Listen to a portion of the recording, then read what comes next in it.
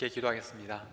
하나님 아버지, 날마다 우리를 지켜주시고 또 보호하여 주셔서 여기까지 인도하신 것을 감사합니다. 한순간도 하나님의 보호 없이는, 도움 없이는 살 수 없는 저희들의 연약함을 주님 앞에 내려놓습니다. 하나님께서 앞으로도 저희들의 삶을 이끌어 주시고 인도하여 주시옵소서. 오늘 주님께서 우리에게 주시는 말씀 가운데 우리 한 사람 한 사람에게 말씀하여 주셔서 지금도 우리를 지키시는 것과 또 이 어려움 속에서 우리에게 다시금 소명을 주시는 것을 깨닫게 하여 주시옵소서. 감사드리며 우리 주 예수 그리스도의 이름으로 기도하옵나이다. 아멘. 여러분, 한 주간 잘 지내셨습니까? 오늘은 6월 25일, 우리가 한국 전쟁이 일어난 지 73년이 되는 그런 해입니다. 하나님께서 우리 한 사람 한 사람을 지켜주셔야 또 우리가 안전한 것처럼, 또 하나님께서 우리 또 조국 대한민국도 하나님께서 지켜주셔서 늘 안전하고 또 자유로운 나라가 될 수 있게 하셔서 감사합니다. 지금 우크라이나에서 일어나는 전쟁을 보면서 그런 모든 평화가 거저 주어지는 것이 아닌 것을 우리가 깨닫게 됩니다. 하나님께서 정말 이 나라와 민족을 지켜주시기를 간절히 기도합니다. 이번 주에 많은 사람들이 관심을 가졌던 그런 사건이 하나 있었는데, 제가 그 사진을 한 장 준비해 왔습니다. 한번 보시죠. 아마 여러분들이 많이 이제 이 사진을 보셨을 것입니다. 타이탄이라는 잠수정입니다. 이 잠수정은 그 이름과 마찬가지로 타이타닉, 100년 전에 침몰한, 대서양 깊은 바다에 침몰한 그 타이타닉의 잔해를 관광하는 그런 잠수정입니다. 저도 이번에 이 타이타닉의 잔해를 관광하는 이런 여행 상품이 있다는 것을 이번에 처음 알았습니다. 근데 그 타이타닉이 굉장히 깊은 바다에 지금 잠겨 있기 때문에 그 타이타닉을 보기 위해서는 바닷속으로 3,800m를 내려가야 한다고 합니다. 상상할 수 없는 그런 깊은 바닷속에 잠겨 있습니다. 안타깝게도 이 잠수정이 5명이 탄 잠수정이 실종되었고, 이 잠수정을 찾기 위해서, 구조하기 위해서 많은 사람들이 애를 썼지만 결국에는 모든 사람이 이제 숨진 것으로 발표가 되었습니다. 근데 저는 이 뉴스를 계속해서 들으면서 동시에 계속해서 마음 아팠던 또 하나의 사건을 지켜보고 있었는데, 그 뉴스가 뭐냐면, 다음 사진을 보여주시면, 이 사진은 지중해에서 있었던 일입니다. 이 작은 배에 적어도 750명의 사람들이 타고 있었습니다. 지금 보이는 사람들도 있지만 저 밑에 보이지 않는 선실 바닥에 들어가 있는 여성들과 또 아이들이 많이 있었습니다. 이 사람들은 리비아를 출발해서 이탈리아로, 그러니까 난민들이 이렇게 미립국하던 그런 배였습니다. 근데 이번 사건이 더 안타까웠던 것은, 이 사진을 언제 찍혔냐면 이제 그 그리스 앞을 지나가다가 그리스 해상 경비대가 발견하고 그 경비대가 찍은 사진입니다. 근데 그 경비대를 이제 지나쳐서 계속해서 이탈리아로 가다가 결국에는 침몰하고 말았습니다. 이 중에서 한 100명 정도가 구조를 받았습니다. 그러니까 적어도 600명 이상이 아마 숨진 것으로 그렇게 보고 있습니다. 이 사람들은 정말 먹고 살기가 어려워서 브로커에게 돈을 주고 이제 이탈리아로 이렇게 가는 그런 사람들이었습니다.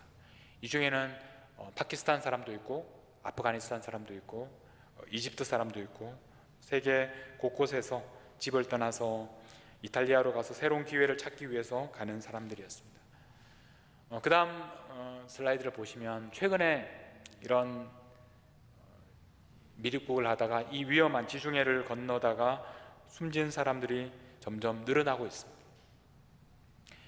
몇 년 전에 굉장히 많은 사람들이 그 시리아에서 이렇게 내전이 일어났을 때 시리아를 탈출했던 많은 사람들이 그리스로 이렇게 넘어가면서 굉장히 많은 뉴스가 되었는데, 최근에 다시 이제 특히 이제 파키스탄의 경제적인 어려움 때문에 많은 사람들이 이 지중해를 목숨을 걸고 건너고 있습니다.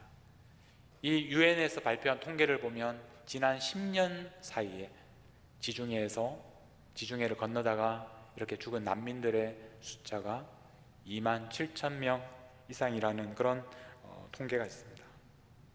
참 이런 뉴스를 볼 때마다 마음이 너무 아프고 우리가 이런 상황에서 무엇을 할 수 있을까 그런 고민들을 하게 됩니다. 우리가 지금 당장 이 지중해에 가서 사람들을, 물에 빠져 죽어가는 사람들을 건져줄 수는 없지만 우리 주변에도 이 지중해 바다는 아니지만 각자 그 바다에서 폭풍 가운데 힘든 시간들을 보내고 있는 사람들이 많이 있습니다. 사실 우리도 지난 3년 동안 코로나라는 이 폭풍의 바다를 함께 지나왔습니다. 자, 이제 끝나서 다행이다 이렇게 말하기 전에 우리는 이 폭풍 가운데서 하나님께서 우리 각자에게 주시는 그 소명을 볼 수 있어야 합니다. 오늘 읽은 말씀에 보면 사도 바울이 이 지중해 한가운데 있었습니다. 그리고 이 폭풍 때문에 위험한 그런 시간을 보내고 있었습니다. 우리는 사도 바울을 생각할 때 사도 바울 정도 이렇게 능력의 그런 사도이고 하나님께서 귀하게 사용하시는 분이라면 이런 폭풍 정도는 이렇게 폭풍이 일어나면 예수님께서 하셨던 것처럼 기도하면 바람이 잠잠해지고 또 파도가 낮아져야, 바다가 잠잠해져야 하는 것이 아닌가 이렇게 생각할지도 모르겠습니다. 그런데 그런 일은 일어나지 않았습니다. 오늘 우리가 읽은 말씀의 33절에 보면 이 폭풍이 얼마나 위험했는지 날이 새어감에 바울이 여러 사람에게 음식 먹기를 권하여 이렇게 말합니다. 너희가 기다리고 기다리며 먹지 못하고 줄인 지가 오늘까지 열 나흘인지. 시간이 얼마나 지났습니까? 그러니까 14일 동안, 꼬박 2주 동안 그들이 제대로 먹지 못하면서 폭풍 속에서 표류하고 있었습니다. 여기에서 이 기다리고 기다리며 먹지 못하고 이 말씀이 참 마음에 와닿습니다. 죽느냐 사느냐 이 절대절명의 위기 속에서 사람들은 마음 편하게 음식을 먹을 수가 없었습니다. 그래서 기다리고 기다립니다. 이 문제가 해결되기까지, 폭풍이 잦아들고 안전해질 때까지 기다리고 기다리다 보니까 어느새 14일이나 지났습니다. 여러분들에게도 기다리고 기다리는 것이 있습니까? 우리의 삶에도 이제 해결되지 않는 기다리고 기다리는 것들이 있습니다. 이 문제만 해결되면 내가 마음이 편해지고 이 문제가 해결되면 내가 좀 더 마음 편하게 먹기도 하고 마시기도 할 수 있을 것 같아서 기다리고 기다리는 그런 문제들이 여러분들에게 있습니까? 그 당시 이 폭풍 가운데서 사람들은 이 기다리고 기다리면서 제대로 먹지를 못했습니다. 그런데 사도 바울은 이 폭풍 가운데에서 다른 사람들과는 다르게 행동하고 있습니다. 다른 사람들처럼 기다리고 기다리면서 음식을 먹지 못하는 그런 모습이 아니었습니다. 왜 이런 차이가 생겼을까? 왜냐하면 바울은 그들 중에 한 사람도 죽지 않을 것이라는 것을 이미 알고 있었기 때문에 그렇습니다. 근거 없이 희망을 가지고 그렇게 말한 것이 아닙니다. 하나님께서 바울에게 직접 말씀하셨기 때문입니다. 바울은 다른 사람들과 똑같이 그 폭풍의 한가운데 있었지만 바울과 다른 사람들의 결정적인 차이는 바울은 그 폭풍 한가운데서 하나님을 만났고 하나님께서 그에게 말씀하시는 것을 들었기 때문입니다.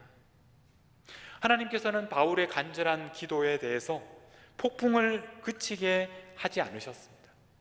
바울이 기도할 때 바다가 잔잔해진 것이 아닙니다.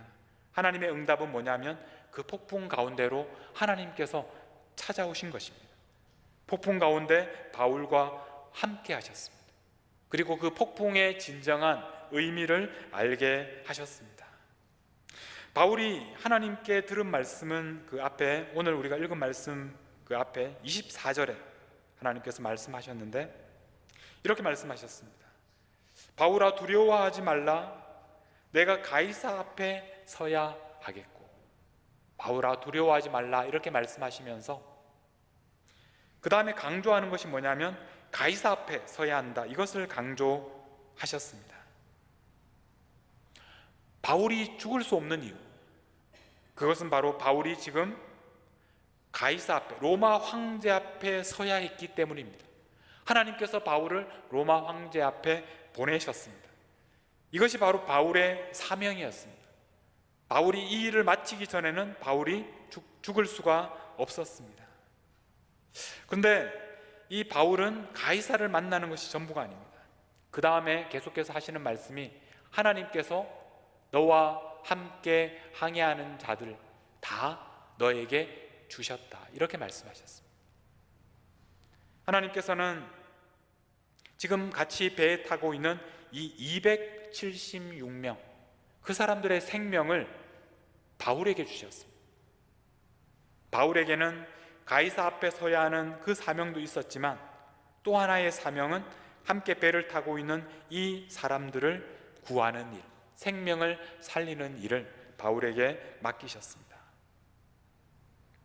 그런데 바울이 어떤 방법으로 이 사람들을 구원할 수 있겠습니까? 이제 바울이 어떤 방법으로 구원하는지 한번 살펴보겠습니다. 14일 동안 먹지 못한 사람들에게 바울이 이렇게 말합니다. 34절 말씀입니다. 음식 먹기를 권하노니 이것이 너희의 구원을 위하는 것이요 너희 중 머리카락 하나도 잃을 자가 없으리라, 이렇게 말합니다. 음식을 먹어야 한다고, 이것이 구원을 위한 것이라고 말합니다. 먹어야 살 수 있습니다. 먹어야 이제 힘을 내서 살 수 있다는 말입니다. 그런데 여기에서 이 구원이라는 말, 이 구원이라는 말을 통해서 지금 이 같이 배에 타고 있는 사람들이 단순히 목숨을 부지하는 것이 중요한 것이 아니라 더 중요한 일이 있다는 것을 바울은 말하고 싶었습니다. 예수님을 믿고 그 영혼이 구원을 받는 것, 이것이 바로 궁극적인 구원입니다. 그러면서 바울은 35절에 보면 떡을 가져다가 모든 사람 앞에서 하나님께 축사하고 떼어 먹기를 시작합니다. 여러분, 이 표현들, 떡을 가져다가 하나님께 축사하고 떼어 먹는 것, 이것은 정확하게 성찬식을 연상하는 그런 표현입니다. 지난주 설교 때 제가 말씀드린 것처럼 바울이 드로아를 떠나면서 제자들과 말씀을 나누고 밤늦게까지 말씀을 나눈 다음에 그들과 함께 했던 중요한 일이 무엇입니까? 함께 떡을 떼는 일이었습니다. 그때에는 함께 떡을 떼는 사람들이 모두 예수님을 믿는 사람들이었습니다. 그래서 떡을 떼면서 우리를 위해서 십자가에서 죽으신 예수님을 기억했습니다. 그런데 지금 바울은 그리스도인들만 모아서 떡을 떼지 않습니다. 오늘 말씀해 보면 모든 사람 앞에서 하나님께 축사하고 떼어 먹기를 시작하며, 모든 사람 앞에서. 오늘은 바울이 그 지중해 폭풍 속에 있는 배 한가운데서 276명이라는 예수님을 알지 못하는 그 사람들 앞에서 바울은 그들에게 떡을 떼고 있습니다. 이 장면은 오늘 우리가 세상 한가운데서 떡을 떼는 일을 하며 살아가도록 우리에게 도전하고 있습니다. 우리가 세상 속에서 어떻게 살아가야 하는지에 대해서 우리에게 선명한 그림으로 보여주고 있습니다. 우리끼리만 모여서 떡을 떼는 것이 아니라 세상 사람들에게 떡을 떼어주면서 살도록 우리를 도전하고 있습니다. 우리는 이 말씀을 보면서, 이 장면을 보면서 다시 한번 폭풍의 의미를 생각하게 됩니다. 왜 하나님께서 바울이 타고 있는 배에 폭풍을 보내셨을까? 왜 이렇게 배가 깨어질 정도로 14일 동안 먹지도 못할 만큼 무서운 폭풍 속으로 바울과 그 사람들을 던져 넣으신 이유가 무엇일까?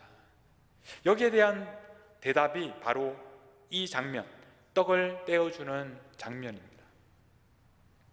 만약에 풍랑이 아니었으면, 폭풍이 아니었으면 이런 모습이 없었을 것입니다. 바울은 지금 로마에서 그 황제 앞에서 재판을 받기 위해서 죄수의 신분으로 호송되고 있는 사람이었습니다. 그러나 14일 동안 폭풍이 불고, 그래서 그 시간을 함께 겪으면서, 그리고 그들에게 하나님의 말씀을 대언하면서, 지금까지는 바울은 그들의 손에 의해서 호송되는 한 사람의 죄수였는데, 이제는 그들의 생명을 구하기 위해서 떡을 떼어주는 그 관계가 바뀌어진 것입니다. 이 폭풍은 하나님께서 바울을 힘들게 하기 위해서, 바울을 흔드시기 위해서 보내신 것이 아니라 그와 함께 타고 있던 276명의 사람들을 흔드시기 위해서 보내신 하나님의 방법이었습니다. 그래서 그들에게 바울을 통해서 생명의 떡을 떼어서 먹이시기 위해서 하나님께서 폭풍을 사용하신 것입니다. 바울이 떼어주는 이 떡을 먹었던 276명의 사람들은 그 당시에는 어쩌면 의미를 충분히 알지 못했을지도 모릅니다. 그 후에 얼마나 많은 사람들이 예수님을 믿게 되었는지는 우리가 알지 못합니다. 그러나 아마 이 가운데서 많은 사람들이 바울이 주는 떡을 먹고 구원을 받고 예수님께서 우리에게 전한 그 복음을 받아들이게 되었을 것입니다. 그래서 이제 육지에 가서 나중에 결국 그리스도인의 공동체에 함께 참여하고 그 안에서 함께 떡을 떼면서 그때 바울이 떼어 주었던 떡에 대해서 이야기할 수 있었을 것입니다. 바울은 그들의 생명을 구했습니다. 그러나 그들의 영혼을 구하는 것은 하나님에게 달린 일이었습니다. 바울은 자신이 할 수 있는 것을 했습니다. 그들에게 가장 필요한 떡을 떼어주고 그들의 생명을 살려주었습니다. 그러면서 그들의 생명이 하나님에게 달린 것이라는 것을 그들에게 알게 했습니다. 여러분, 지금 우리는 어떤 세상 속에서 살아가고 있습니까? 우리가 살아가는 이 세상도 지금 폭풍이 몰아치는 마치 치열한 전쟁터와 같은 그런 위험한 상황 속에서 우리는 지금 살고 있지는 않습니까? 이렇게 주일날 교회에 나와서 모두가 잘 지내고 있는 것처럼 그렇게 보이지만, 그러나 우리가 다시 내일 세상 속으로 나아가면 우리는 그 세상 속에서 마치 폭풍 가운데서 물에 빠져 죽을지 모르는 그런 두려움 가운데, 그런 공포 가운데 살아가고 있지는 않습니까? 이 큰 세상 가운데서 너무나 작고 보잘것없고 연약한 그런 우리들의 모습을 발견하고 있지 않습니까? 특별히 이민의 삶을 살고 있는 우리들에게는 이 세상 속에서 살아갈 때마다 우리가 얼마나 연약하고 또 작은 존재인지, 주일날 교회에 와서는 이렇게 또 자유롭게 또 한국말로 이야기하고 또 관계를 맺지만, 그러나 세상 속에 나아가서 우리와 다른 문화 속에서 사는 사람들과 함께 살아갈 때 우리가 얼마나 작고 또 연약한 존재인지를 깨닫게 됩니다. 저도 이 말씀을 묵상하면서 지금까지 지나온 그런 시간들을 생각해 볼 때 내 존재가 정말 작고 연약하다라는 것을 깨닫고 생각했던 때가, 저 개인적으로는 한국에 또 어쩔 수 없이 나갔다가 다시 들어오기 위해서 그 비자 인터뷰를 할 때, 한국에 있는 미국 대사관에 들어가서 인터뷰를 할 때 그 영사가 어떻게 결정하느냐에 따라서 제가 미국에 다시 들어올 수도 있고 또 들어오지 못할 수도 있는 그런 갈림길에서 내가 얼마나 연약한 존재인지, 그리고 그 비자 인터뷰를 마치고 다시 이제 미국으로 들어왔을 때 공항에 내려서 바로 입국하지 못하고 그 세컨더리 룸에 들어가서 또 초조하게 그 기다릴 때, 그런 경험들이 제가 얼마나 연약하고 또 보잘것없는 존재인지를 깨닫게 해 주었습니다. 아마 여러분들도 아마 여러 가지 경험들이 있을 겁니다. 미국에 처음 나와서 또 오늘까지 정착하기까지, 그리고 지금도 세상 속에서 치열하게 살아가면서 마치 폭풍이 지금도 부는 것처럼 하루하루 위태하게, 때로는 레이오프를 당할 때도 있고, 때로는 자녀들에게 우리가 도저히 감당할 수 없는, 해결할 수 없는 그런 문제들이 생길 때 우리는 우리가 얼마나 연약한지를 발견하게 됩니다. 그러나 여러분, 하나님께서 우리에게 폭풍을 보내시는 이유가 있습니다. 하나님께서 세상 한가운데 우리를 두시면서 그 바다가 잔잔한 바다였으면 좋을 텐데 우리는 그렇게 생각하지만, 그러나 우리를 폭풍 한가운데로 우리를 보내십니다. 하나님께서 이렇게 하시는 이유는 사실 우리를 힘들게 하기 위해서가 아닙니다. 우리를 흔들기 위해서가 아닙니다. 하나님께서 이렇게 하시는 이유는 바로 그 배에 타고 있는 사람들, 우리가 세상 속에서 만나는 사람들을 흔들기 위해서입니다. 우리는 폭풍 가운데서도 결코 우리가 망하지 않는다는 것을 알고 있습니다. 하나님께서 우리를 붙드시고 우리는 구원받은 사람들이고 어떤 상황 속에서도 우리는 멸망할 수 없다는 것을 우리는 알고 있습니다. 그러므로 우리의 삶 속에 폭풍이 불어올 때 하나님께서 우리에게 폭풍을 통해서 흔드시는 것은 우리를 흔드시는 것이 아니라 우리 곁에 있는, 우리와 함께 배를 타고 있는 사람들을 흔들기 위해서입니다. 우리는 폭풍 가운데서 다른 사람들과 다르게 행동합니다. 사람들은 폭풍 가운데서 두려워하고 떨고 기다리며 아무것도 먹지 못하지만 우리는 그 가운데서 하나님께서 왜 폭풍을 보내셨는지를 알고 있기 때문에 사람들과 다르게 행동하게 됩니다. 우리는 폭풍 속에서 이 폭풍이 우리를 상하게 하기 위해서 보내신 폭풍이 아니라 오히려 우리가 이 시간을 통해서 다른 사람들에게 떡을 떼는 일을 하도록 우리에게 보내신 폭풍이라는 것을 깨닫게 됩니다. 여러분에게 폭풍이 불어올 때 명심하셔야 됩니다. 이 폭풍은 나를 멸망시키는 그런 폭풍이 아니다. 이 폭풍을 통해서 우리의 목표는 단순히 살아남는 것이 아니다. 이 폭풍이 잠잠해지고 안전한 항구에 도착하는 것이 우리의 목적이 아니다. 우리가 이 폭풍 가운데서 우리가 할 일이 있습니다. 그것은 바로 우리가 타고 있는 이 배에 있는 모든 사람들에게, 우리가 다가갈 수 있는 모든 사람들을 위하여 우리가 가지고 있는 생명의 떡을 떼어서 나누는 일입니다. 예수님의 복음을 전하는 일입니다. 우리의 관심은 바로 배에 타고 있는 276명이라는 사람들의 영혼입니다. 여러분, 당장 그 옆에 있는 사람들에게 관심을 가지시기 바랍니다. 우리가 당장 지중해로 날아가서 그곳에서 죽어가는 사람들을 살릴 수는 없습니다. 그러나 지금 우리 곁에 있는 사람들에게 떡을 떼어주는 일은 우리는 할 수 있습니다. 옆에 있는 사람들이 밥을 먹었는지 못 먹었는지, 삶이 너무 고단하고 힘들어서 기다리면서 굶고 있지는 않은지, 그래서 옆에 있는 사람들에게 밥은 먹었는지, 밥은 드셨는지, 그냥 습관적으로 하는 그런 질문이 아니라 정말 그분이, 그 영혼이 하루하루 밥을 굶고 있지는 않은지 걱정하시면서 진심을 담아서 옆에 있는 분들에게 질문하십시오. 그리고 그분이 밥을 제대로 먹지 못하고 있으면 물어보지만 마시고 따뜻한 밥 한 그릇, 따뜻한 차 한 잔 예수님의 이름으로 그분에게 대접하십시오. 마치 사도 바울이 오늘 지중해 배 한가운데서 떡을 떼어주는 그런 모습, 그런 마음으로, 기도하는 마음으로 예수님의 이름으로 여러분 곁에 있는 한 사람에게 따뜻한 밥 한 그릇, 따뜻한 차 한 잔, 그리고 예수 그리스도께서 여러분들에게 주신 소망에 대해서 나누십시오. 여러분, 배가 흔들리는 것은 우리에게 복음을 전하는 기회가 됩니다.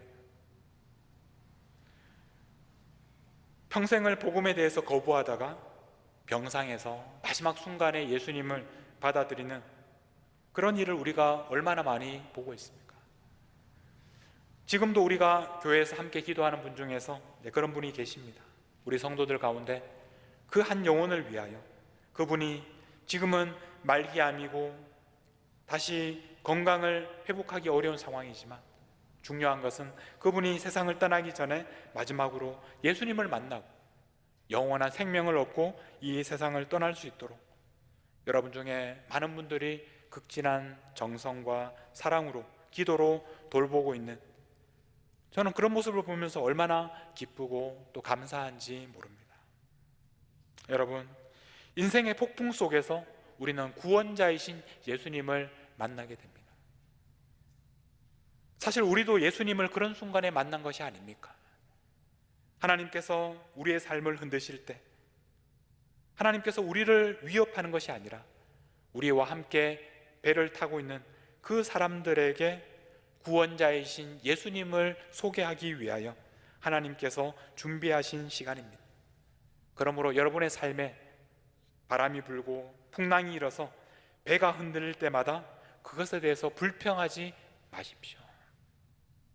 오히려 배가 흔들릴 때마다 그것을 기회로 생각하고 여러분 옆에 있는 사람들을 바라보시고 그분들을 돌보십시오. 그래서 정말 우리가 이렇게 모여 있을 때 우리끼리만 함께 떡을 떼며 사랑을 나누며 예수님의 이름으로 서로를 돌보는 그런 공동체가 될 뿐 아니라 우리 각 사람이 세상 한가운데 나가서 풍랑이 이는 그 세상 한가운데에서 세상 사람들에게 떡을 떼며 그 떡을 나누어 주는 그런 우리 교회가 되기를 간절히 바랍니다. 여러분, 여러분의 삶에 지금도 폭풍이 불고 있습니까? 지금도 여러분들의 삶 속에 어려움이 있고 고난이 있고 여러분의 삶이 흔들리고 있습니까? 그 시간을 하나님께서 여러분에게 주시는 기회로 생각하십시오. 배가 흔들리지 않을 때까지, 안전한 항구에 도착할 때까지 가만히 계시지 마십시오. 그 순간에 옆에 있는 사람이 두려워하고 있지 않은지, 옆에 있는 사람의 영혼이 안전한지 살펴보시고 그분에게 여러분의 생명의 떡 예수 그리스도의 이름으로 나누어주는 그런 삶을 살아가시기를 간절히 축복합니다. 오늘 여러분들과 함께 찬송할 곡은 내 눈 주의 영광을 보내. 이 찬양을 우리가 부를 때마다 이 찬양은 두 가지를 노래합니다. 첫 번째는 우리가 하나님의 영광을 지금 보고 있다는 것입니다. 하나님께서 어떤 상황 속에서도 지금 우리와 함께 하십니다. 그리고 이 찬양이 두 번째로 얘기하는 것은 모든 열방이 주님의 그 영광을 볼 때까지 우리가 세상을 향해서 나아간다는 것입니다. 여러분, 우리가 먼저 하나님의 영광을 보지 않고는 우리가 그것을 나눌 수가 없습니다. 이곳에 계시는 주님의 영광을 볼 수 있기를 바랍니다. 그리고 그 영광을 이 열방 모든 사람들이 볼 때까지 세상을 향하여 나아가서 그분들과 함께 떡을 떼어 나누는 그런 삶을 사신 그런 우리 교회가 되기를 간절히 바라며 이 찬양을 함께 부르며 나아가겠습니다.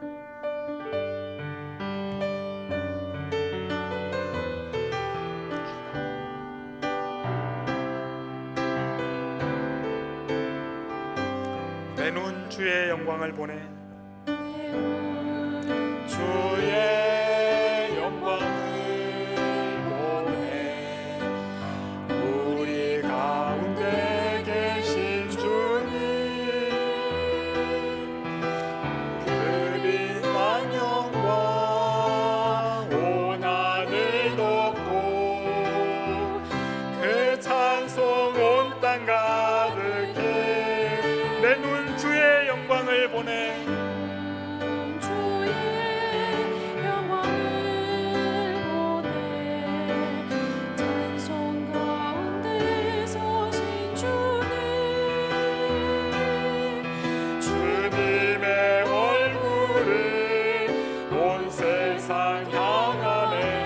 권능의 발을 드셨네. 주의 영광 이곳에 영광 이곳에 가득해. 우리 선의 주님과 함께 찬양하며 우리는 전진하리.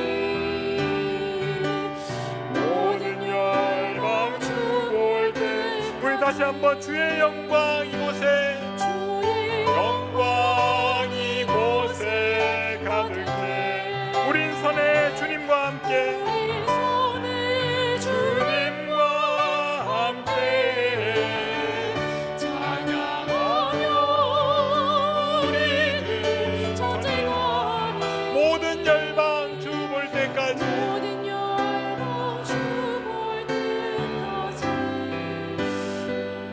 우리 이 시간 함께 하나님 앞에 간절하게 기도하며 나아가실 때 여러분은 지금 폭풍 가운데 있습니까? 그래서 두려우십니까? 그러나 두려워하지 마십시오. 폭풍 한가운데 하나님께서 함께 하십니다. 하나님께서 여러분을 그 가운데 보내신 이유가 있습니다. 그 사명을 발견하십시오. 이제부터는 두려워하지 않고 떡을 떼어주는 삶을 살겠습니다. 우리를 통해서 예수님의 생명이 사람들에게 알려지게 해 주옵소서. 우리 교회가 그런 공동체가 되게 해 주옵소서. 우리가 모일 때마다 서로에게 떡을 떼어주며 세상에 나아가서 예수님을 알지 못하는 사람들에게 떡을 떼어 함께 나누는 그런 공동체가 되게 하옵소서. 우리 함께 합심하여 기도하며 나아가겠습니다. 기도하겠습니다. 하나님 아버지, 하나님께서 우리에게 우리의 생명의 떡이 되기 위하여 십자가에 지시기까지 우리를 사랑하신 그 주님의 사랑을 기억합니다. 지금 폭풍 가운데서도 주님께서 우리와 함께 하심을 믿습니다. 우리를 결코 버리지 않으심을 믿습니다. 어떤 상황에서 우리를 지켜주신 하나님의 능력과 은혜를 믿습니다. 이제 두려워하지 않게 해주시옵소서. 이제 염려하지 않게 해주시옵소서. 폭풍이 그칠 때까지 기다리는 것이 아니라 지금 우리 곁에 있는 사람 한 사람을 바라보며 그 영혼을 위해서 우리의 떡을 떼어서 나누게 해 주시옵소서. 하나님께서 우리를 통해서 모든 열방이 주님의 영광을 볼 때까지 우리를 사용하여 주시옵소서. 세상에 나아가서 하나님 아직도 예수님을 알지 못하는 사람들에게 우리의 생명의 떡을 나누는 삶을 살게 해 주옵소서. 우리 교회가 그런 교회가 되게 해 주옵소서. 우리의 떡을 세상 사람들과 함께 나누는 복음을 가지고 나아가는 그런 교회가 되게 해 주옵소서. 우리를 통해서 예수님을 알게 되는 사람들, 그 영혼의 구원을 받는 사람들이 점점 많아지게 하여 주시옵소서. 주여, 우리를 사용하여 주시옵소서. 우리에게 그 소명을 보게 하여 주시옵소서. 하나님 아버지, 우리가 폭풍 한가운데 있을지라도 이 폭풍이 우리를 해치기 위한 것이 아니라 하나님의 뜻을 이루기 위한 것임을 알게 해 주옵소서. 폭풍 한가운데 우리를 찾아오셔서 만나주시는 하나님의 음성을 듣게 해 주옵소서. 이제 우리의 눈을 우리 곁에 있는 사람들에게로 향할 수 있는 믿음과 용기를 허락해 주옵소서. 지금도 두려워하며 기다리며 먹지 못하는 사람들, 긍휼의 눈으로 보게 하여 주시옵소서. 그들을 향하여 우리의 손을 내밀어 우리가 가지고 있는 생명의 떡을 떼어서 나누게 하옵소서.